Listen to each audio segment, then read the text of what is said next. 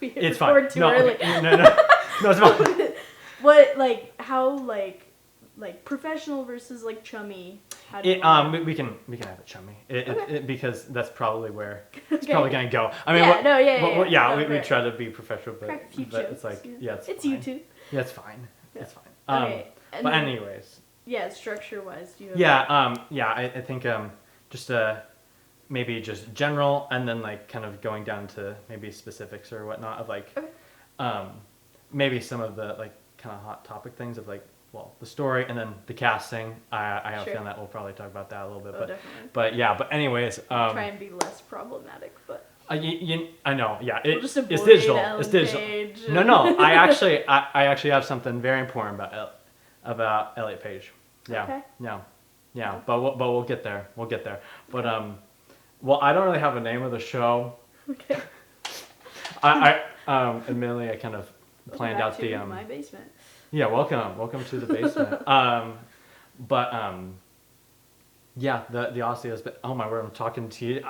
We're getting bugs out, but really, there's been just all this controversy about the Odyssey. I really loved it, and then I was like, well, what did you think of it? And then I saw it 2.5 stars. I'm like, what am I missing? It was probably a hastier review than anything. Perhaps. So. But even just that, it's been a pretty debated sort of thing. Divisive. There we go. Yeah. Both works. Yeah, either way. But I thought it would be good for like not just a monologue sort of thing, which I was originally planning on that, but more so an actual discussion from perhaps like 2 different thought processes of this movie. But anyways, okay, well, Audrey, what okay. Well, okay. Should we do the positives or the negatives first? I'm fine with doing either one first. I was gonna say I have more negatives, but I think it's decently even. So I see. Okay. Yeah, I don't know. It's probably nicer to do positives first. That's probably good. Yeah, that's probably good. Yeah. Well, I can start on the positives and whatnot. But like, but really, and I'm slightly purposely picking wording that I know may slightly annoy you, but I do think Sure. if I do kind of think this way, I think it's a very good interpretation of the Odyssey. Okay. And I think it's pretty accurate. And thematically, I mean, there's obviously things that they're cutting down and whatnot, and it just I get that. There's some omissions that I'm like, why not? Also spoilers, I guess. This is kind of the first time that I've kind of done this thing. This, watch the movie. Yeah, I mean, what are you doing? watch the movie, make your own opinions. I suppose at the top. Make your own opinions. It's at least worth a watch. Would you agree with that? It's at least worth a watch. Either you like it or off dislike of like Nolan's like cultural influence Yes. and like film influence. Yes. Nolan movies are worth watching. Yeah, I think that's probably right. Yeah. Yeah. Okay, great. The second monitor went out, but that's okay. We know the small thing. Like Yeah, it's fine. It'll. Okay, it's back. Okay, fine. But yeah, the cultural influence of it. But anyways, I thought it was. Well, it really was epic in scope and like in every part of the name of an epic, and it's really, we haven't really seen this sort of a thing since like the Lawrence of Arabia's, the Ten Commandments, like these biblical epics, these wide scope things. I mean, the Lord of the Rings, I guess, is kind of close to it, but like I think they're making a comeback. They certainly are. I think maybe not necessarily in the way we think of big biblical epics. Yes. But I think in like the kind of going back and doing classic books in a very like big way, in a very like cinematic way, is definitely a trend with Frankenstein, and we don't talk about Wuthering Heights. I'm gonna agree on that. And it's been a bit more gothic, but I think going back to kind of like the classics and seeing what we can do to them now is kind of a new trend. But I think epics are probably We're dusting off the epics. It's their turn. At least like the classics. There's kind of been a return to that a bit. I thought it was oh my word. Well, the overall, I thought it was a fantastic adaptation of the Odyssey thematically, and there was a lot of discussions of problematic things of like casting or whatnot, but it's honestly, I thought it added to it slightly in some of the respects. We'll get into the Elliot Page sort of stuff, but Audrey. Yeah, for the most part, I agree. I think, it's kind of weird to say, but I think I liked it more than I wanted to. I see. Because, well, for one, like, Nolan hasn't done, like, correct me if I'm wrong, but I don't think Nolan's done, like, an adaptation before. Like, Oppenheimer's, like, history. No. Oh, wait a minute. Batman. Oh, okay, that's fair. So yes, he has. And I think like it's interesting to see Nolan do that because even with Batman, he is this like very like he leaves his mark and he makes very original stuff, which is atypical in Hollywood now. Yeah. So, part of me is just sick of seeing another adaptation to some degree. But you also know, like, Nolan's gonna do his own thing. Yes. There's a reason I forgot Batman was an adaptation. Like, So yeah, I think, but there's also, like, I have a lot of, obviously, like, respect for the Odyssey and just the way that it kind of shaped storytelling. And so I was very much doubtful as to whether or not it's possible to make an adaptation of the Odyssey. And well, I grew up watching Nolan movies. My whole family loves Nolan movies. I was kind of wary about how he would take that and kind of because his whole thing is making things big and having some big story changing twist at the end. I was nervous about that. That being said, like it was way more accurate than like typical adaptations these days are. I sound like an old person. It's fine. Yeah. But so I think I was pleasantly surprised by the amount of like little like details from the Odyssey that were in there. I think thematically, that's where I think I disagree a little bit. I think he was thinking on the same overall themes. Yeah. And I think that's definitely worth talking about, like each of them in turn. But I think that he comes to a different conclusion than the Odyssey does. I see.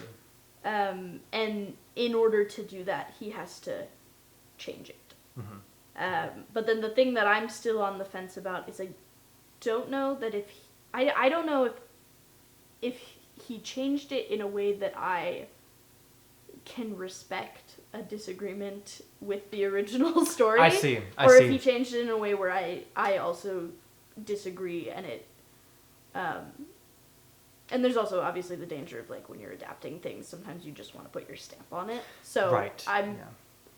I'm a little still on the fence about whether or not those changes are much more of a like making this his than like pointing out a truth that the Odyssey misses. I can get that. I do think he comes to it with a form of for lack of way of better putting it, a lack of a better way of putting it. A form of reverence for the source text. I mean, I think there's certainly he certainly has his own perspective and his own story that he's trying to tell with the Odyssey. There's a lot of, but I think at least the main things from the Odyssey, I think he kind of hit it and going back into the other like monomyths or like the original sort of stories of like the Return of the King. I mean, it's been a while since I originally read the Odyssey. I mean, we read it at the same time, but you probably. I read it 4 years ago at this point, so I've read it twice, but it has been a while for me as well. So the main things that I got from it originally, I saw it in this now it's, except for the so I mean I suppose that's more of a subjective sort of situation, but it's movies so subjective, but like whoa, hang on. Well, no, as in opinions. Sure. Yes, sure. Yeah. No, certainly. No objective truth. No, never mind. Not that. And now it's metaphysics. What? But anyways, it's just Are you talking like Xenia? Is that kind of where you're going? Yes, certainly. Okay. Yeah, Xenia. There was a bit more of an emphasis on it than. And one little thing. Okay. It's not called the Law of Zeus. No, it isn't. It is not. It is. No. And something that like I went and saw it with my family, so something that like my dad was kind of talking about was he thought it was interesting to like almost make it even more of a meta narrative than it is, with combining like the Greek concept of Xenia, which is really it's pretty like my understanding of it from high school is that it's fairly like there it's not as succinct a rule as like do unto others. So it's weird that he made when they said that the Law of Zeus and made it the golden rule, and you're like, it really isn't. So that's something that's interesting because like the theme of Xenia being like just hospitality basically, and really like it does have to do with like taking care of strangers, but it also has to do with being a good guest. Yes. So it's like taking that theme and making it the golden rule. I think it's a nod to the Odyssey's idea of Xenia, and something that it's like evidently discussing in the whole narrative, just like being a guest and being a host, and how does that work? On that of Xenia, the thing that didn't really resonate with me the first time I read it, but now watching this version of it and like the emphasis on Xenia was the specific islands and and like each one of them is a breaking of Xenia. And I mean I certainly did not see that originally, or we probably were taught that. I mean, we were in the same class, but it was like 10 years ago. No, certainly, but it just more resonated this time, really, and but I felt like just boiling it down to the golden rule. I'm like, well, I mean that encompasses it, but it's more specific. It's hospitality, and on that of boiling it to the golden rule, it felt very Christian in aspects of like, it felt like, at least from the worldview of somebody who has been in the faith or whatnot, and like that's kind of their background, and then through that lens at least a little bit, or at least an influence, is told the Odyssey. So the lack of gods, I suppose, and Athena, I suppose, but it's really like the entertaining gods in their households. Now that Nolan didn't make that. That's Xenia, but the emphasis on that. I mean, it's basically just like the same sort of working of the like entertaining angels. Yeah. Now, didn't he make this? And I mean, now is this like, was that said in the book of like entertaining gods? I remember that a bit. I know that. I don't fully remember if it's directly said in the book. Fair enough. You're right that all the language feels explicitly biblical. Yeah. In a really weird way. Like, that's where, like, Western culture will know that language from, too. Yes. So it, like, especially, like, the Golden Rule language is not, I don't know, maybe I'm wrong, but I can fairly confidently say it's not in the Odyssey. The concept of, like, they might be gods in disguise is very much in the Odyssey. But the thing that, like, I mean, maybe I'm jumping too far ahead, because it kind of all, like, Nolan sets up this slightly different concept of Xenia, and honestly, also kind of slightly different from the Christian concept of the Golden Rule. Yeah. So he kind of sets up this, like, vague, do unto others, and not really knowing what that means, and, like, but what if others are jerks, and, like, stuff like that. But he sets all that up, but and then when you're going around, he sets all that up, but then he is telling the same story as the Odyssey, obviously. Yeah. So then he gets himself in kind of a bind, in that the Odyssey is saying something different with that theme, and starts with a different conclusion, basically. And so the Odyssey, like, the ending has to be different for Nolan to get the point across that he had set up. And I think there's, like, to some degree it felt a little jarring to me. Rather than, but then again, like, Nolan's doing the thing he always does, which is the big, like, all of a sudden you're zooming out and seeing the story in a completely different way. But I think that he did that almost too thematically than, like, in, like, I don't know, narratively. Narratively. I was like, what's the adjective of story? Narratively. Yeah. So, yeah, because he had to change Odysseus's whole character for the moral of the story to be, like, do unto others, let's everybody just be nice. And I don't know if that's necessarily what he's saying of, like, just be nice, but just, like, I think it's more, even zooming out from just Xenia, but just that there are rules, and there are rules set by God, or the gods in this instance, that once you break it, it's the undoing of, well, in this they were saying civilization, and the focus on the Trojan War, which was there as much of an emphasis of the Trojan War in the Odyssey than, well, I mean, obviously the Iliad, but, like, was there this much of an emphasis on the Trojan War in the Odyssey book? You recall? Less. I felt like so too. I think so. I think that's kind of what I'm talking about. That I think that Nolan set up this, like, oh, everybody has to do unto others, and then he realized that, and I'm making it sound like he's more sloppy than he is, but it somewhat feels like then there's the realization of, like, oh, but my main character, when he's, like, doing the things that make him as cool as he is in a way breaking that rule.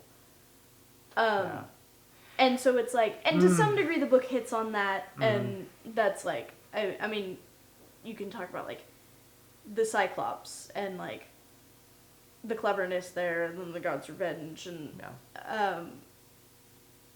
but so, like, he has to go back and have in order for his protagonist to be redeemed, or to get some sort of, like, to end on the, like, delivering his point and still be sympathetic, he has to go back and have his protagonist regret, like, the inciting incident, basically. Not the inciting incident for the movie, but for, like, the Trojan War. For the whole thing, I mean, he's denying this whole, well, there's two things that are kind of going on. He's kind of denying what happened, perhaps, or, like, he doesn't, well, I mean, especially for Calypso. I mean, he just, in the original, at least, I believe, he doesn't actually eat the lotus flowers. In this one, he does. The lotus flowers, and I could totally be wrong, but I think that the lotus flowers are completely different. Like I believe so. It's a different island. Yeah, Calypso just is like. Calypso's just hot. Oh just you know what? I can wait hot. For Penelope for a while. And it's fully his decision. It's fully his okay. Yeah. And on that actually, so for the Odyssey, there's a lack of the sexual stuff in the book. Sure. Which I understand. Well, I mean. Sure. Yeah. Well, to the degree, and there. Yeah. Yeah, I mean, there's certainly I mean, the Anne Hathaway scene. Ish. I mean, it's not even that much of. So unnecessary. It was a little bit, but I mean, her kid was right there. Yeah, anyway. It was. Yeah, that was. Yeah, I'm not gonna defend. My bad. But it's an interesting omission because not only in the Odyssey, but really, a lot of the myths that's a constant thing, and it's that's fine. Which isn't. I mean, obviously not. But if Nolan did do that, then I mean we would be at least from our kind of perspectives of things, and we would be he made it a much more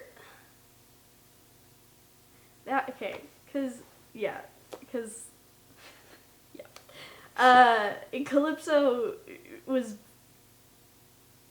top 3 things that most annoyed me in this movie. I see. Okay. Because Calypso is so, they made her so sympathetic. And they made their relationship, this, happy home, almost. And, they made it she fell in love with him, and it was just so hard for her to let him go. Yeah.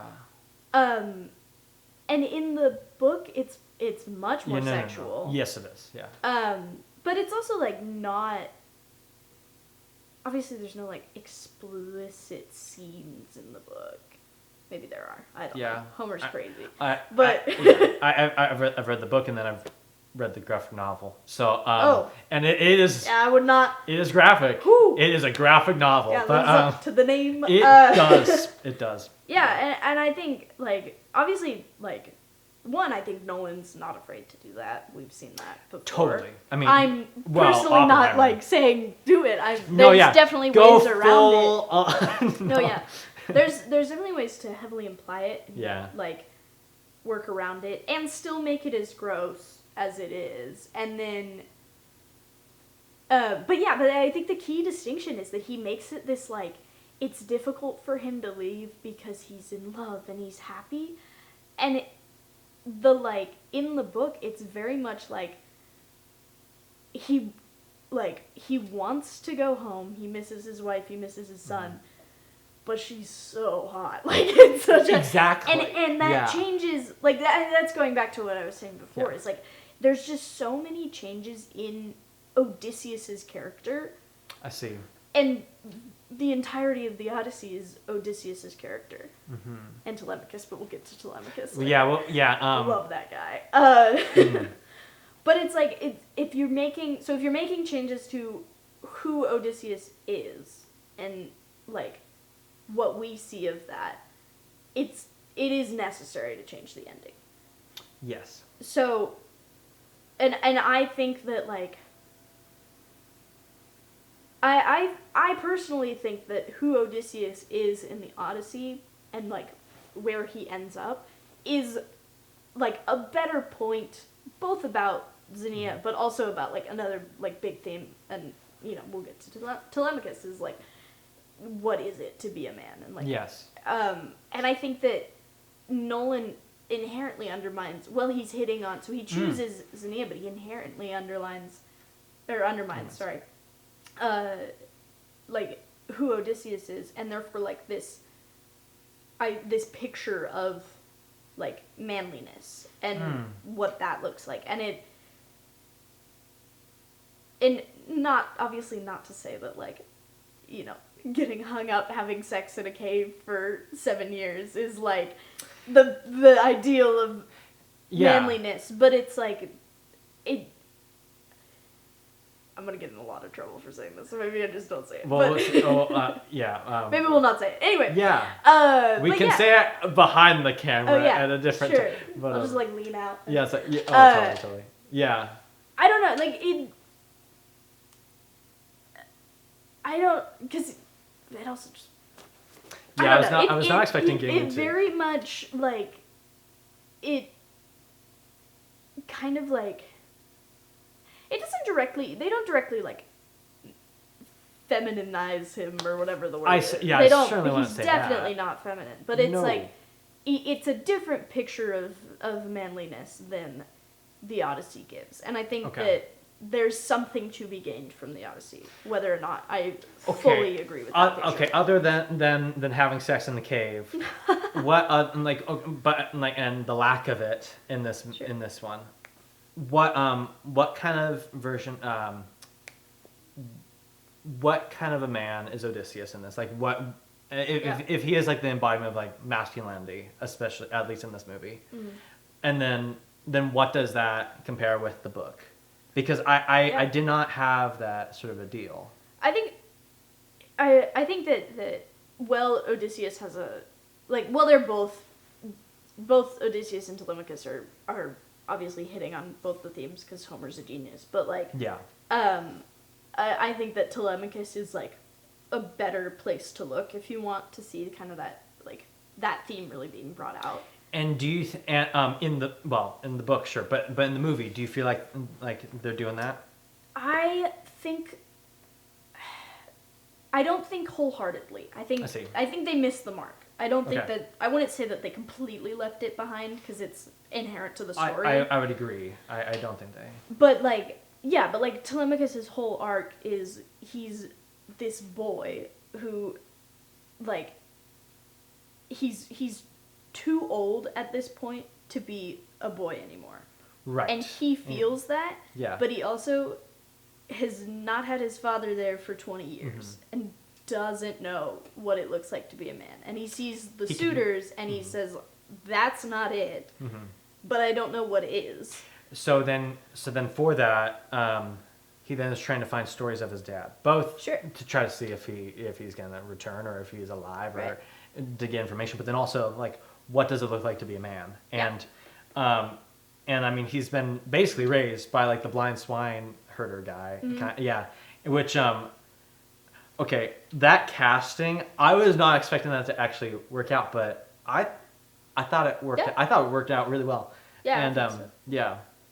But I'm gonna be honest, I don't remember who it was. But I don't remember the actor. I've seen him and stuff, but I thought he was. Yeah, I thought it was deal. a good. But another one of the things that I kind of wanted to get into was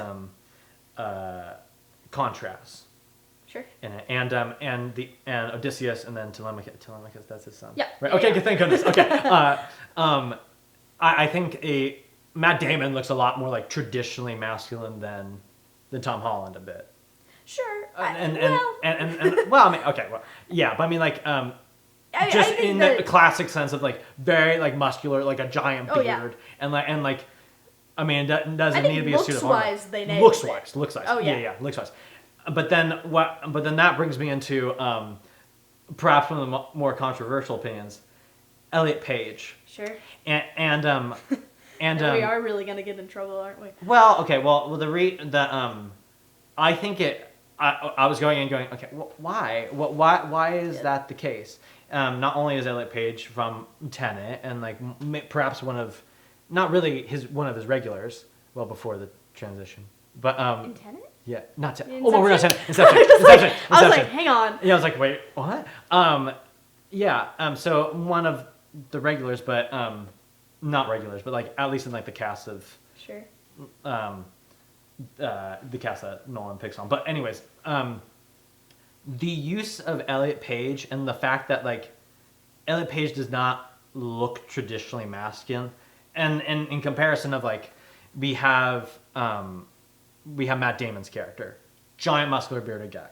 We have oh my word, Batman now, who not goodness gracious. Batman now, Robert Pattinson. Robert Pattinson. I was like, Christian Bale. Yeah, no, I think he was in. He would be interesting. He would have been interesting in this movie. But that's for a discussion for a different time. But Robert Pattinson. I thought Robert Pattinson did a good job too. And that's exactly where I'm going. So Robert Pattinson, I mean, we already warned for spoilers or whatnot, but I mean, sure, Odyssey. Yeah. But like, we see Robert Pattinson's character as like a little kid, and they're casting lots for the Trojan War. Yep. He gives a little shepherd boy, a meek little shepherd boy, his lot, and then gives him, and they trade lots because he knows that he's gonna get drafted. Is that probably inaccurate? Yeah, and he promises to take care of his family. Yes. And doesn't. He doesn't. but the shepherd boy trusts him and is like, okay, fine, I'll get the draft. Yeah. So we go a few years later. We can see what they look like now, and the use of Elliot Page's character does not look the part of like a soldier, like this big ol' like masculine guy, but is a bit scrawnier. But the fact then that Robert Pattinson's character looks the part. He looks like this great Greek soldier, but he's a sniveling coward. Sure. But then on the pages, at least has like a backbone and courage. I mean, we can go into that and whatnot. Yeah. But at least the physicality of it. Not perfect, but I get nobler. I get that. But like the physicality of it, and like that one looks more like the part than the other, and sure. And just like the deception of appearances. I really liked that, actually. Okay. Now, did it have to be Elliot Page? No, it didn't. But I get what Nolan's at least doing with that. Sure. But I mean, I've seen quite a few different commentaries for this movie and whatnot. Sure. Some a lot wider than others. That are just like telling off everything. But Elliot Page's character keeps on coming up. Sure. But I get what he's doing with it. It could have been another actor, sure, but it's like I get it, and I'm like, okay, that actually is, I think, kind of smart. But I mean, possibly. I think more than anything, it feels a little political. I don't know why I'm doing that of surprise, but yeah. I mean, that was what I thought first. I honestly don't think that Paige did a great job, even as an actor. As an actor, yeah. I think that. Yeah, I don't know.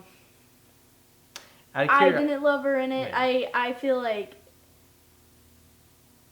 I don't know. It felt somewhat political, but then also it just like her performance felt a little stale to some degree. And like, but then again, it's like it's 3 scenes. Like, honestly, yeah. Honestly. And so and that's, I mean, that's part of it, is that it feels like this, like, I don't know. It feels like it was made a bigger deal. I agree. I don't know. My thought is that people were can't stop blood in the water after Supergirl, and like at least more on like the more right or like more conservative sort of circles of like just attacking and whatnot. And like, here's another one that they're doing this. They're seeing some flashing signs. They're doing it again, and goodness gracious, Nolan. I mean, he hasn't made a good movie, and it's just like, it's like what's going on? Like I mean. Just like no faith whatsoever, I suppose, and just like, or like just looking at things at face value, which was kind of interesting. But I mean, we can get into the content, but and probably so we're gonna. Like, there's a lot. There's a lot. But I feel like it wasn't just like a. Oh my God, what's the? But anyways, the casting I thought was interesting, but I mean. I thought more often than not, it worked out. I could at least understand what it was, and it wasn't just. I don't think it was just like, just for diversity or whatnot. I don't think Nolan did that. He hasn't been like that for any of his movies really. of like purely this will appeal to people. It's like it's his vision, but and then I guess the third kind of person for an interesting sort of higher but casting Travis Scott as a bard, which he's not in it. I didn't even notice that was Travis Scott. I thought it was so funny. I didn't even notice. And Nolan's reasoning for it makes me laugh. I'm like, I see where you're coming from. Why? Of basically he if you guys don't know, he cast Travis Scott because he was like, so the tradition of the Odyssey and some of these epic poems, they're epic poems, and they were told verbally and rhythmically. This is much like a preamble to rap music. So I'm gonna have Travis Scott as the bard. And I'm like, I can see it. I was not expecting this. Sure. And Travis Scott really isn't in the movie so much, No, but not I thought he did okay. I did not hear his song at the end credits. Apparently there is, and people were like, "Oh my word!" It's just like grumble. Yeah. I'm like, whatever. I think I might have heard it on Spotify. This is fine. It's not really my deal, but it's fine. Whatever. It's kind of funny, but yeah. But then also another sort of thing of maybe people were a little bit on guard for, or just like a little bit not inflamed, but just like up in arms maybe about. Yeah, a little bit up in arms about is the voices, like what the voices, like dialogue or the dialogue. Okay, well. Not that only a separate point. That's a separate point. Yeah, I thought that's where you were going. I'm not, and just for like a preamble on the dialogue. I mean, one of my main just like nitpicks for the movie is Christopher Nolan audio. It's and that's not dialogue, but it's the Christopher Nolan dialogue of it's like you have such a loud. It's probably one of the loudest movies I've ever seen. Now I watched it in IMAX. Sure. Well, not so it probably was that as well, but like it's not as bad as like Tenet. Of like you do not know what they're saying most of the large quantity of the time, but like I honestly could not hear what they were saying quite a bit. Oh, okay. Which is so for some of the people are like, oh, he said dad, or Elliot Page's character, this is the greatest soldier, sort of thing. I'm like, I did not even hear that. Maybe they said that. I mean maybe, but I mean even for the father line or the dad line. I heard him say father. Maybe it was probably a different scene. You're just making stuff up. Maybe, but I'm just like, what are people talking about? He said father, and I remember thinking of that in the movie. I'm like, and I'm kind of. He might have said father at some point. It's like what? But really, it's like those sort of things. But one of my main nitpicks is just like, I could not hear what they were saying most of the time. So I was like, it's not. I mean, the Odyssey is. I mean, it's a dialogue-heavy thing. So the fact that you don't get it for that. I mean, at least I didn't really get that for like the poetics of the dialogue. Okay. For most of the time, I felt it was a bit of a miss. Okay. But I mean, it's Christopher Nolan audio. It's always like that way, and it's an IMAX camera. They tried to deafen it a bit more, but I get it. It just was. I felt like a little bit of a missed opportunity, but it's not surprising for Nolan. I mean, I didn't feel like I had that same problem. I felt like I was hearing everybody fine. Okay. I do somewhat understand the critiques of like the dialogue. For me, it wasn't even like that the dialogue sounded modern. It was that it kind of swung back and forth. As there's kind of inconsistency. This, like, I get that. Okay. And I was talking with somebody else about this recently, and they were saying that like they heard some interview where I think Tom Holland or one of them was like people are all up in arms about like people saying dad and not father. And it's like, well, it was originally in Greek, so it's not... it was like... and to some degree, that's fair. Yeah. That's like... Yeah. But it's also like it's more of a tone thing than an accuracy thing. I get that. Because I think for the first... Part of it is like, it bugged me a lot more in the first like half hour to hour than it did by the end. Yeah. And I don't know if that's... I got used to it, or if there's less of it, or whatnot. I'd have to watch it again, but it definitely was like, jarring at first to be hearing, like, there's kind of, like, bigger, flowery, more dramatic speech that kind of fits the tone, and then all of a sudden you got, like, F-bombs, and you got dad instead of father, and, I like, get that. Things like that. So it's, like, it's a little jarring, but then there's also, like, forgot where I was going mid-sentence, but...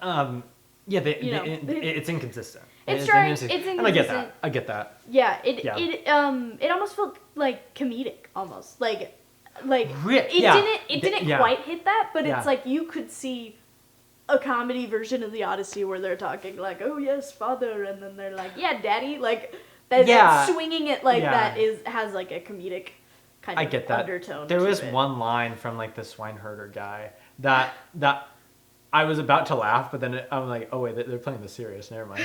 And then it's like, oh, okay, but anyways, so but even going into it, I was like, I know Nolan. His audio, it could be a little bit of a mess. He's using an IMAX camera for the whole thing. It's probably gonna be a little bit of a mess.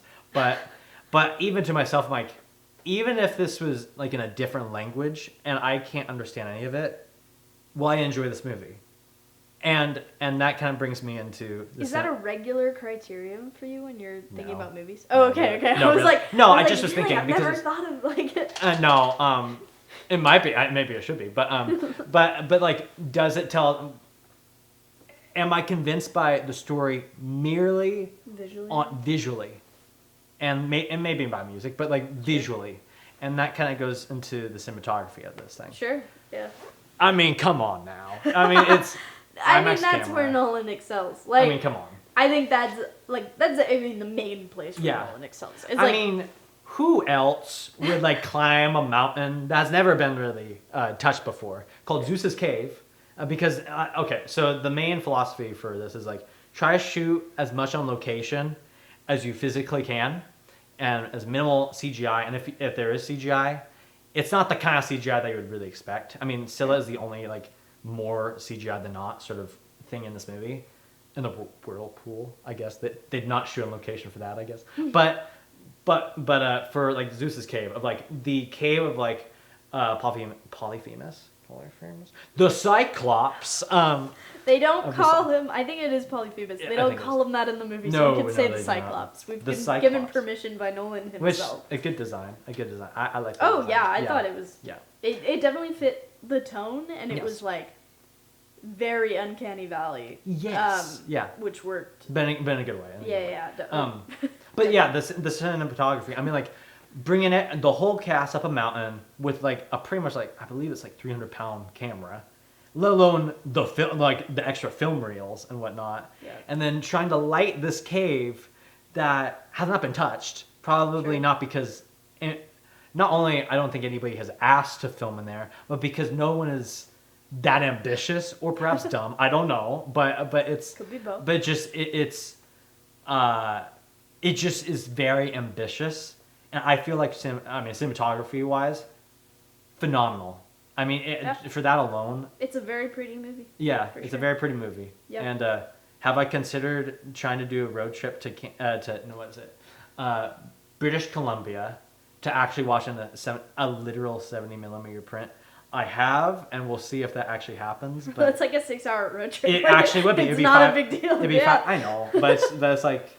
no, it's like a whole... It'd be actually a pretty good video, honestly, of like doing an Odyssey to see the Odyssey sort of thing. Well... I like the idea, but we'll see. I mean, you're going to want to start off alone then, definitionally, but... Yeah. But yeah, I mean, cinematography-wise, I mean, like... Epic, sort of. I mean, yeah, epic. Oh, definitely. Yeah. I think it hit the mark aesthetically, and even just like Circe and like yes, that was a great scene. Oh my word. Yeah, the body horror peak. Yeah, great body horror right there. Yeah. But yeah, it was definitely. Yeah, I never had any doubts as to whether or not Nolan could make it as big and as like aesthetically matching as the original like poem. But yeah, it was all yes, I definitely had no problem. Yeah, no, yeah. I was about to say, I'm like, I don't have, yeah. Okay. I think the only thing like visually, that might be worth, I don't know, critiquing, mentioning, is just the do I believe these people have never seen a smartphone? To some degree, it's hard to get rid of a face that looks like it's from today. I see. And I think that he did predominantly a really good job with that. And I also don't have the greatest eye for that, so it's not necessarily something I was looking for. But I think there's little moments here and there, and I think not to go back to the dialogue, but I think the dialogue didn't necessarily help with that. But is Nolan dialogue typically pretty good? Would you say? I haven't ever noticed it being bad before. That's okay. So you think it's kind of gone to the territory of it being bad dialogue? Oh, I mean, it just is missed opportunity. If you're taking it on the whole, I wouldn't say this movie has terrible dialogue. Yeah. I think that there are moments with bad dialogue. There's one moment in particular that my sister and I locked eyes in the theater. Yeah. Why is he phrasing it like that? Yeah, it's okay. So there's little things like that, but I think overall it's serviceable. It's not it didn't take me out of it completely. And again, the first half hour or whatever was a little more jarring than the rest of it. But I get that. And yeah, that's been a common critique I've found. The first half an hour is a bit rough for people. 25 to 30 minutes into the movie, you're like, oh yeah, this is a bit. Which it is in the book too. I'm kidding. Well, yeah, but now this is another critique that I've heard of the movie. Okay. That's boring. Did you and people are trying to stay awake, or I'm like, huh? That's a them problem. I know, honestly, I'm like, it wasn't what's boring. The deal? No, it wasn't. I mean, especially in it wasn't even film student not boring. Yeah. It's just not a boring movie. No. Yeah. There's this guy. There's this guy that started his commentary he's sleeping and then he wakes up and he's like, this is how I felt during the movie. I'm like, how in the world did you feel sick? Did you get 2 hours of sleep? And what's wrong with you? Yeah. It's it's definitely there's no lulls or big pacing issues that even make it slow at any point. I feel I never checked my watch. My non-existent watch. I didn't check the time. Now, so on the pacing or timing or whatnot, there's been a question that I've seen in different movie review folks and whatnot. Is there a pee break in this movie? Huh? Is there a moment that you can slip out for a few minutes? You're not gonna really miss anything, and then you can come back in and it's fine. I mean, not really. Not really. Think of. Not really. There's scenes that weren't my favorite. Yeah, but yeah. It also depends on how long it takes you to pee. That's a good point. Yeah, that's a they good never point. ask that question. They never ask that question. Yeah. Yeah, I don't think that I didn't really notice anything that there was never a time where I was like, I wonder how far into the movie we are. Yeah. That might not be entirely true. I am also impatient. But there was never a time where I was like, yeah. It was more can we he'd get keep back going? And I was like, well, we're almost there now. Yeah. And then it just kept going because Nolan hitched on his own little ending. Well, yeah. Yeah, I don't necessarily think there's a pee break, but there's always a pee break in a movie if you try hard just an announcement. Or if you pause it. In the theater. Pause it in the cinema. Excuse me, sir. Excuse me, sir. Can we pause it? Yeah. No. Okay. So, okay. Okay. Yeah. So for the horror elements, I suppose that okay. Kind of on that, but would you recommend this movie, and how many people would you recommend this to? Not a number, but how widely, I suppose. Oh, Yes. You mean like target audience? Or yeah, I mean, well, like, okay, so you're talking what do to, I think like, it actually hit for target audience? well, like, you're, like, perhaps a movie that you enjoy may not be the same that your parents or like, a friend of yours or, like, maybe a younger person or whatnot, like, Sure. how wide of, like, a recommendation would you have for this movie? I think more than anything, this is not answering your question, but I see. We'll get there okay. maybe. Okay. I think more than anything, my recommendation for this movie would be more on a basis of like, I want to know what you think about it, than like, hey, you should really see this movie. It's really good. Yeah. So I think that like that being said, I would probably who I would recommend it to would be less of a like what age group or and more of a like personality type or like because I would definitely recommend it to like I don't know like the more scholastically minded I of see my the friends, scholastic or okay. like I don't know like I definitely recommend it to people who are going to sit there and think deeply about it. I see. And then get back to me so I can yap at them. I see. Yeah. And how they're wrong. I regretted saying that so much. That was really annoying. Anyway, but yeah. So I don't know that I like. Obviously, like little kids aren't gonna enjoy it. They're not gonna. No. But like, I think it's definitely something like my mom noted was like, he took a very like violent movie and didn't make it overly violent.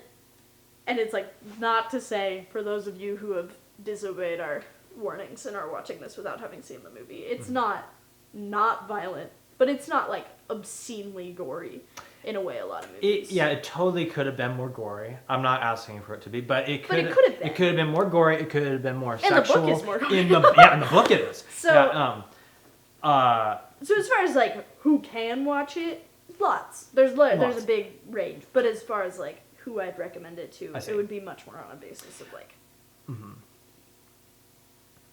how are they going to interact with the movie rather than like if they're going to enjoy it. Yeah, my main warning of it. I mean, my main warning for people in this is the body horror elements of it, of like the horror. And yes, I mean like the scholastic sort of stuff, but like it's a little spooky. But really, it's a spooky movie, and it's a little gross in places. It is gross in places. Yeah, especially the Circe scene. Well done. Oh yeah. Well done. No. And less gross than it could have been, but it could. But you're sticking your fists down men's throats and oh my word! And then, and like trying to like morph them into the pigs, and it's like. And it was really well done, which is the warning. Exactly, it's very well done, and and even the Cyclops. Like I mean, it's a bit violent and whatnot. Like people are eaten by the thing. You can see stuff and like. Yeah, from a distance. Yeah, you can. Yeah, honestly, yeah. It's not crazy. But honestly, it could have been so much worse. Yep. For sure. Yeah, it feels like a more a tamer version of the Odyssey than I was really expecting, especially after Oppenheimer. I mean it. Yeah. Oppenheimer wasn't for violence, gory or gross. It was just very explicit. Yeah. Sexually. Yeah. That chair scene though. I remember I was in a theater and I was with a friend and I'm just like do. I'm just like and then the guy got annoyed at me, but that's for a different day to talk about Oppenheimer. Yeah. But in the context of Oppenheimer, I mean like back to back, Oppenheimer then the Odyssey. Can you see like any parallels and like why it's kind of fitting? I have to remember the Oppenheimer. The Oppenheimer. I don't really remember Oppenheimer. Well, I think the regret aspect of it definitely comes up, and I think the like ambition and regret and those two being coupled, I think would be kind of my if I was doing like a school oral over these. Yeah. That's what I would come up with. I get that. Yeah, and kind of tagging on to that a little bit. Just both two trouble men that have done acts that will change, at least in their perspective, more Oppenheimer. That one is obvious. That one that has changed how we live. Well, but, I mean, but Troy did too. That is a good point. That's a good point. But like after Troy, yeah. And now we're kind of into Oppenheimer. But like, well, it's a different world that we're living in. Really, I mean, not just like historically, but like globally. We're in the nuclear age. Oh yeah. Now, but anyways, but like talk about Oppenheimer. Yeah, plug for Oppenheimer. But a little known movie. You guys heard about this? Pretty underground. But anyways, like these two men that like they do an act that, at least in their perspective, shapes the rest of the world. And then living in the weight of that perhaps mistake, or just like it's putting the world in a bit more of a dangerous spot. And I think this is where, like, I think that, like, just to go back to the beginning a little bit, like, I see. This is the biggest difference between the movie and the book, is that the movie apologizes for Troy, and the book uses it as the first example of why Odysseus is the one left standing at the end. I see. And I think that, like, so then the movie has to go back and apologize and, like, kind of, I don't know, it makes him, I mean, this goes back to both Zinnia and, like, manliness being, like, the big two themes. Yes. But it's like in the book you get Odysseus somewhat, well, I mean, in the perspective of the book, rightfully being praised for Troy, because it is the peak of everything that Odysseus is as a man. Mm-hmm. It's like he's being strong, he's being a leader, and he's being clever, which is also like there's a lot more of the gods in the book, which is a whole other kettle of fish. Yeah. But like why Athena is so, well, I mean, it's kind of a chicken and egg situation, but like why Athena and Odysseus get along so well is that they're both these like paragons of like cleverness and strength.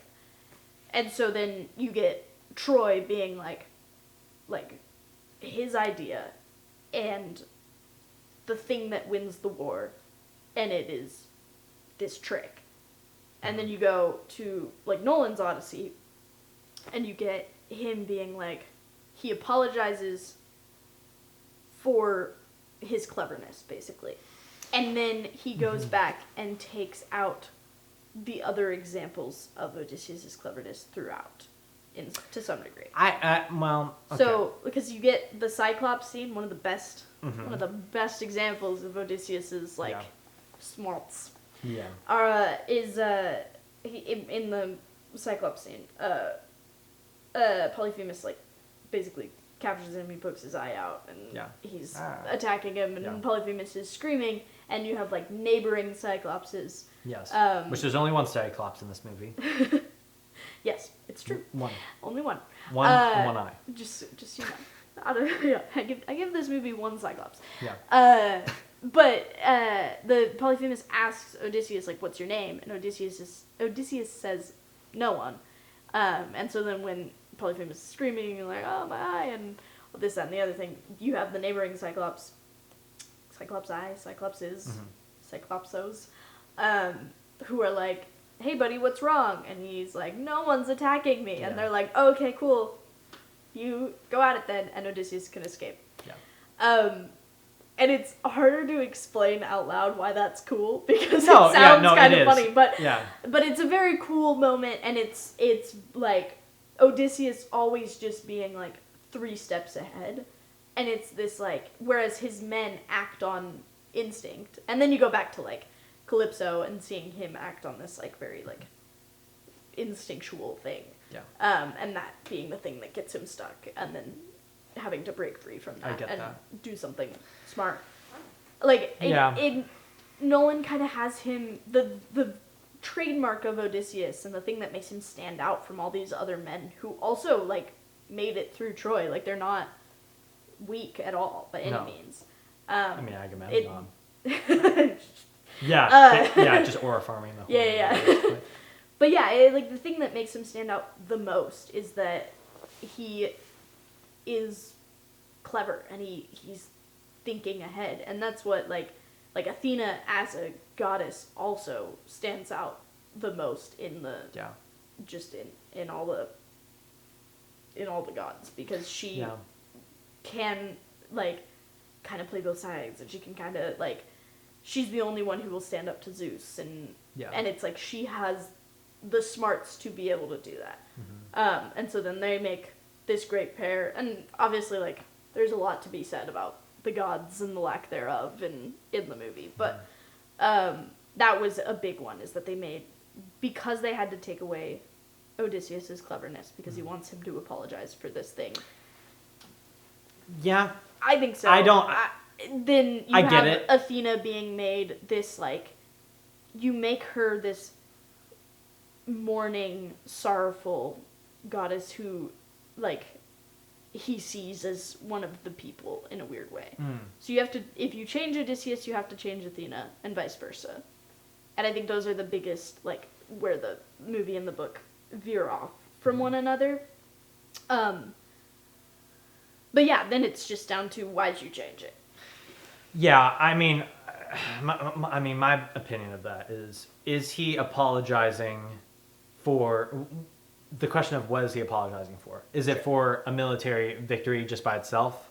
I don't think it's that.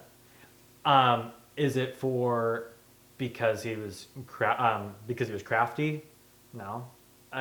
But the reason why he's apologizing is because he broke Xenia, and and he saw that, and it was from his own kind of like hubris of the situation, of like, he's like, I know a way that we can beat them, and he focused more on how to beat them, and not what is it?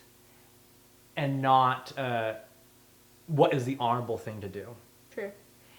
And how he does this big old military victory, which through a lot of the movie is like, oh, this is great, is by breaking Xenia and going, we offer you a peace treaty with a horse, which the scene of inside the horse, amazing. But that, neither here nor there at the moment. But but they bring the horse into their home, and not only their home, but they offer it to the gods, and specifically Athena. And then they wait, not in the daylight. It's no Odysseus plucking his bow for the hunt. Sure.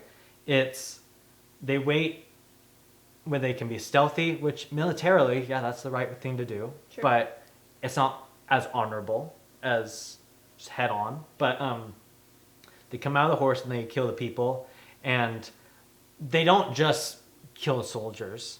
I mean, if that was the end of it, then okay, they broke Xenia, but it's not really adding on to it a little bit more. I don't know if that would have really changed Odysseus's thoughts on the situation. But it was just rage, and just like and breaking not only breaking the rule of the gods, but to such a degree of desecrating not just the law, but then their temple, and then it goes back into the thing of like, it's potentially going back into the theme of, you may be entertaining gods with Athena, because they literally behead. It might have been just a slave girl, and Athena just is taking that form, but maybe it actually is a physical like representation of Athena. Yeah. And they do the most dastardly thing of like killing the gods, and not just one of the gods, and just like, it's just a compound effect of so many things. And it's because the effect of him wanting to be crafty and outwitting them and not doing what is honorable. And at the end, he takes responsibility for it, and he banishes himself, which we can go into that. But and because the world that he made, because for a lot of reasons, but then the ruler, Tom Holland, or what was it? Telemachus Holland. Telemachus Holland. he doesn't have that blood on his hands of all these sins. So then, so he's like, well, my son will lead. There's a lot there, I suppose. I think that's a accurate, like, summary of the movie. But I think that the book, first of all, like, the Trojan horse in the Odyssey is not a violation of Xenia. The Trojan horse itself, no. But bringing it, but just okay. So, I think I could get around that of like, but they're bringing it into their home, and it's just like, and then But it's kind of an all's fair in love and war. I suppose. Okay. It's kind of like it's a deceiving the deceiver. So it's fair like enough. Okay, it's kind of on them for being stupid enough to take the horse. I see. Fair to enough. some degree, which Fair is enough. like a difficult position, but it's like these countries are actively at war and have been for a long time. A very long time. And and you know who started what and whatnot, but it's very much like a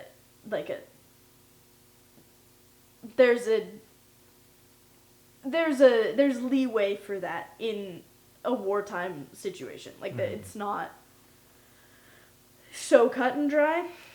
I get that. I personally am like, obviously don't kill women and children. Like, yes. I personally am like, I'm on board for that message. Yeah. But I also think that it's controversial. You lose something if you swing way too much the other way as well. And it goes both into Xenia and into manliness. And I think that, like Nolan just has different definitions of what those are. And because of that, he can't have his hero stand behind the Trojan horse. Whereas in the Odyssey, like, Xenia and manliness are very much displayed in the Trojan horse. Okay. And part of that is, like, you have to look at the gods of a civilization in order to look at the morality of it. Yeah. Yeah. And, you know, Nolan tries to cut those out in a really interesting way. Do you think the reason why he does that is it's more from a Christological perspective or the background? Because, and that, I mean, that would kind of explain a little bit of like the lack of gods or whatnot. I mean, does Athena claim herself as a god? I don't know.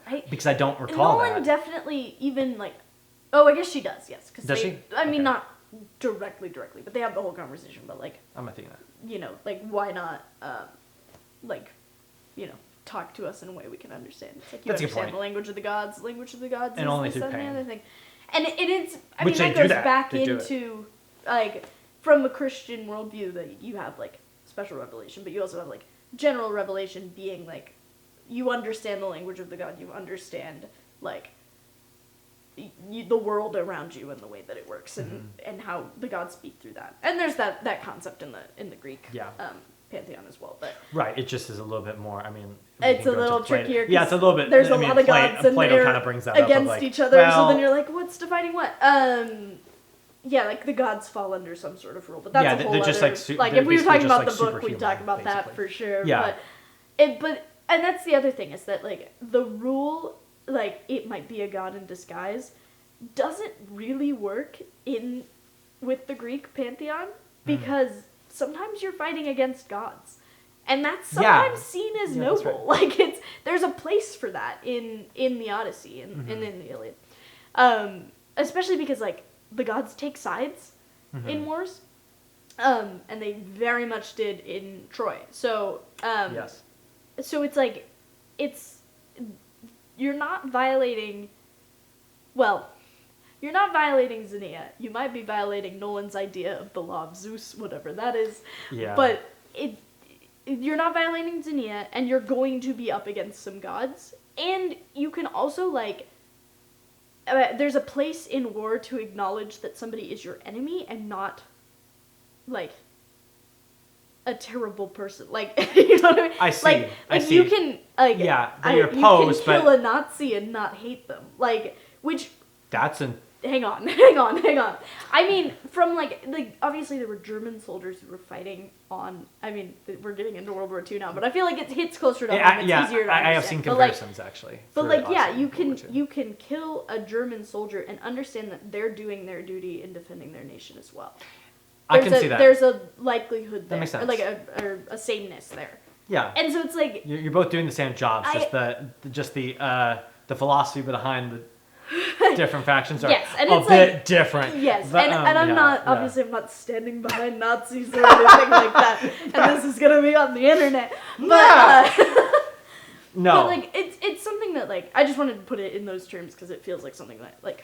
And it typically is a terminology that people go to for really any sort of conflict. Yes, because it's for freaking World War II. For good or bad, so I think having Odysseus like apologize for this kind of fallout and painting it back to the Trojan horse. Now, is it specifically only the horse, or is it the effects that, as a result of his craftiness, all these things happen? Well, that's what I'm saying, is that he's kind of naming an original sin. And being like, there's a fallout to this. So I regret that, and I can't take it back. Yeah. Because now there's the sea people. Yeah. Which I thought was cool. They did that decently well. But, so it's like, that is its own separate point, it is so far off from the themes of the Odyssey. Mm. And it undermines them directly. Undermines? Why can't I say that word today? Yeah, undermines. And so then you get to this, like, ending, and instead of it being... Because, like, the ending in the book is the best part. It's, like, you have Telemachus longing for a father this whole time and figuring out what it means to be a man, and he goes on his own little mini journey and comes back and has to, learn that lesson. Oh, yeah, definitely. Yeah. But then you have his father who, like, is... Like, obviously he messes up, and he messes up, like, in the perspective of the book as well. Yeah. But he also, like, is just this, like, paragon of manliness. I see. In a way that, like, Telemachus keeps hearing about, but isn't around to, like, learn or soak up. And then you get Odysseus comes back, and he comes back in disguise. Mm-hmm. And, like, he susses out the sitch a little bit. Mm-hmm. But then when it's time to reveal himself... Mm-hmm. Telemachus is right there by his father's side, and it's not even a competition, guys. Like, it's not this big battle with the suitors and like, oh no, he's like slowly falling. It's him and his son kill a bunch of people who they have fully a right to kill in the book. And it's this big ending of like this victorious, like he's made it home, he's made it through all these different challenges, somewhat internal but also external to test his mettle, and the man that he already is. And then, meanwhile, his son's kind of, like, getting to a point where he can make his father proud by the time his father comes home. And then, like, assume this, like, manliness. And then they, together, protect his mother, his wife, you know? Like, I wonder... And so it's, like, there's this culmination, and they protect Xenia in a way, like... So there's this culmination of, like, all those concepts coming together in this big, victorious place. Whereas Nolan is inherently... Like, my problem isn't that Nolan's saying no to, like, hospitality and he's saying no to manliness. It's that he has an inherently different definition than the book does. I see. So... And I get that, I suppose. But then... so at this moment, would you stick with, like, the 2.5 stars? Because I mean, I can see that you could stick with, okay, it's not accurate to the book and what goes on in that, but then also you could get it from the different perspective of like as a story on its own, which that's a bit hard because it's a monomyth. It's a you can't a pivotal text. You can't really. But like as its own interpretation and like what merit would that be? I mean, and it is kind of separating the deal, but I don't feel like the whole story and Nolan's perspective of this is a absolute just like betrayal of the source text. Some things are a bit not perverted, but like twisted. Okay, but there's a few things that are a bit. I'm like, what are you talking about? But there are a few things that are a bit twisted and whatnot. Like, what does masculinity look like? What does Xenia specifically? The guilt. I feel like, and I mean, it makes sense. Of the Odyssey is a myth, and obviously, but then Nolan's interpretation of it is, or Odysseus in the Odyssey is a mythical person. Oh, interesting. But then in the movie, he's more man. And I disagree. You see, okay. I do. I think that, like, well, I mean, maybe I disagree. I think I see. He's a hero in the Odyssey. I don't think good. That he, like, he's this shining example and not a cautionary tale like he might, or a redemptive tale like he might be in Nolan's Odyssey. Which, to some degree, I think we need more of, like, heroes who are just who you want to be instead of, like, relatable necessarily. There's a place for both. So I think that's part of it. Is almost every story ends up being like, oh, here's where I went wrong and I realize it now, and it's like, that's great. There's definitely a place for that, but it's also like, sometimes I want somebody to look up to, and you know, there's, but that's a side tangent. I think that, like, first of all, like, 2 stars was too hasty. I was just upset. But I see. I woke up in the morning, I'm like, you know, what in the world? What is and part of it is also just like wanting to be different. Being like, I get that. I mean, different even. So there's a pride aspect to it. But I think 2 stars was too hasty, but I think that, well, I don't fully agree with the Odyssey's, like, interpretation, or like the book's interpretation of Xenia and of manliness. I think that Nolan swung too far the other way, in a way that is more like cutting with the grain of our current culture, where I think we need a little bit more of the Odyssey in a weird way. I get that. So I'm somewhere in the middle. I think that generally I'd lean more toward the book. And part of it is, like, the book is somewhat more fleshed out as well. Yeah, I get that. But so I think I don't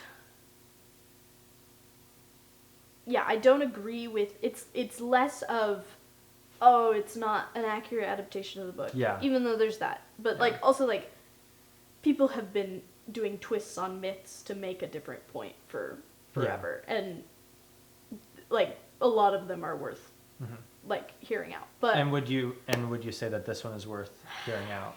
I think this one is worth considering and thinking about. That's fair. I don't think it's right. So I see. I think that's more my problem with it, is, like, the kind of, like,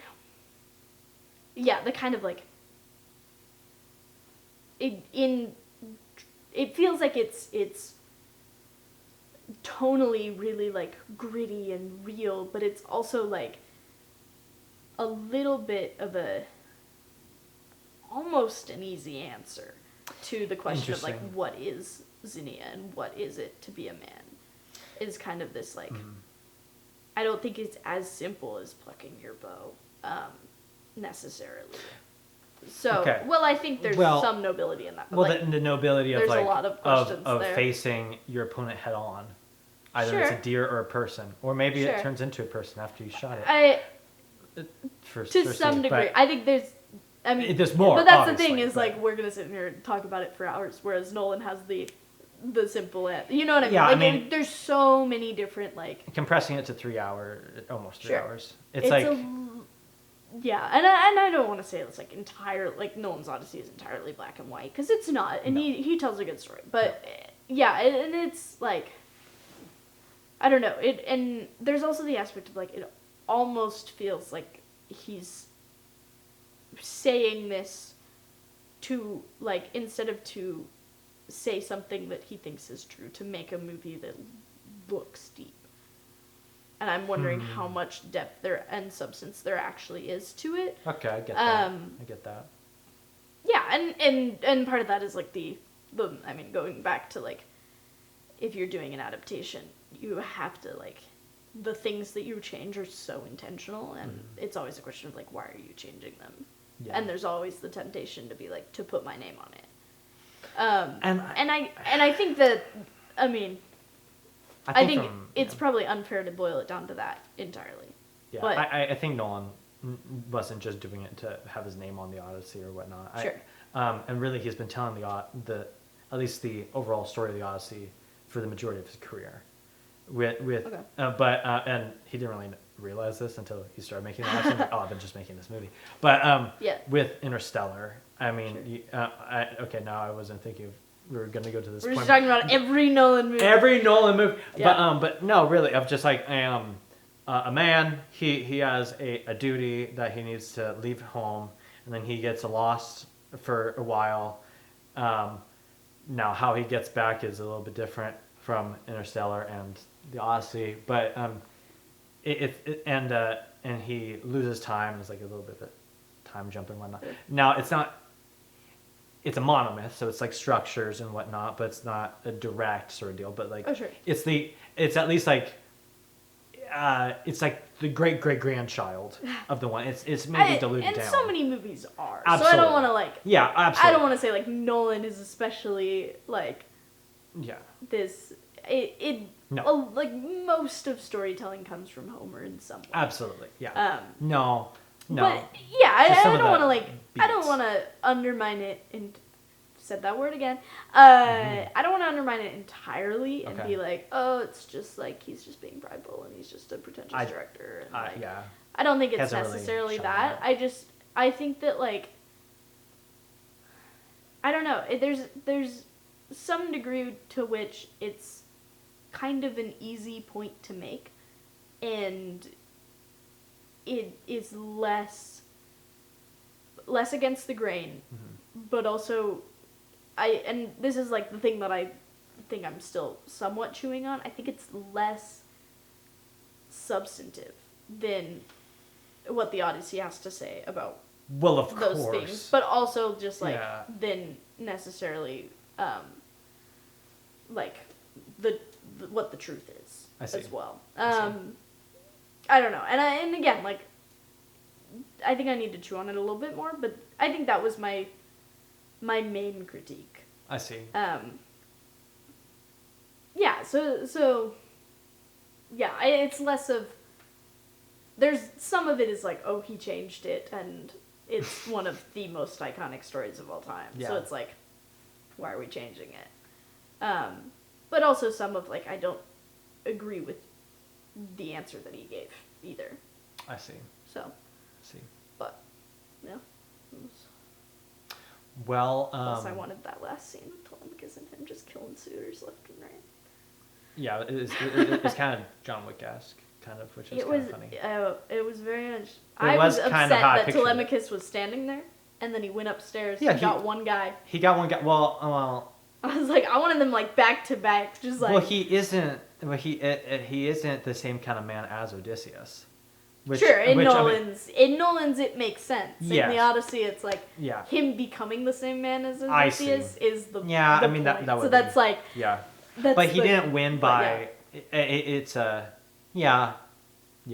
think it would have felt a little bit more fulfilling. But he won by not only like by strength but by his wits of like he didn't just go in and fight. Yeah. But he surveyed the situation. Yeah. And then he after surveying, so then he executed. Some of that. And so I mean, So I mean, obviously, if you want the story of the Odyssey and all its complexities, then read the Odyssey. Yeah. Yeah. But I mean, I think for a modern adaptation of it, I thought it was very well done, and I think I think people should go to the movies, and there's a lot of just lackluster stuff and quality, and I feel like this movie has easy money grabs quality. Yeah, I don't. This is not it. you could tell that it was made with quality and Sure. care, and you may disagree with some of the philosophy of like of some of the choices and whatnot, and like what Nolan's trying to say, but it's worth seeing. Thinking about and watching. And yeah. Yeah, it's Yeah. it's definitely worth talking about. Yeah. Right. So. But well, we could go on about a bunch of different things, but I understand that they need to go at some point and whatnot. But thank you for coming for this thing. I don't know how much of a series this will be, but we'll see. Yeah. I mean, I'd love to come back. Winkety wink, wink, wink. Oh, I see. So, I see. yeah. There's I certainly just not any movies so. that will be coming out that you'd be interested in. Okay. Final sort of thing. For Doomsday, which one are you going to first? Avengers Doomsday or Dune 3? So right. I've asked this question multiple times. So yeah, you need to read it first. I would like to read it first. That's why I've not seen any of the Dune. Well, you have time. You have a little bit of time. I don't know that I'm particularly interested in seeing Avengers Doomsday. Okay, so the one that you need to put in more work. Apparently, yeah. Did you watch the trailer? For Doomsday? Yeah. No, I haven't yet. It's really unfortunate. It's really unfortunate. They're grasping. I think I'm gonna watch Fall 2. Actually, is what I'm gonna. Fall 2. Have you seen Fall? No. Dude, anyway, we'll talk about Fall. Well, we'll talk about Fall 2. It's crazy. Anyway, okay. Well, anyways, cool. Thank you for coming out. Thanks for having me. Yes. Yeah. Do you have any sign out? I don't. Well, okay. Sign out. Yeah, sign out. No, but cool. go see movies. Yeah. That's a sign out. That's yeah. There we go. Not after you say this, but yeah. Yeah. Cool. There we go. Okay, that's enough of a late time.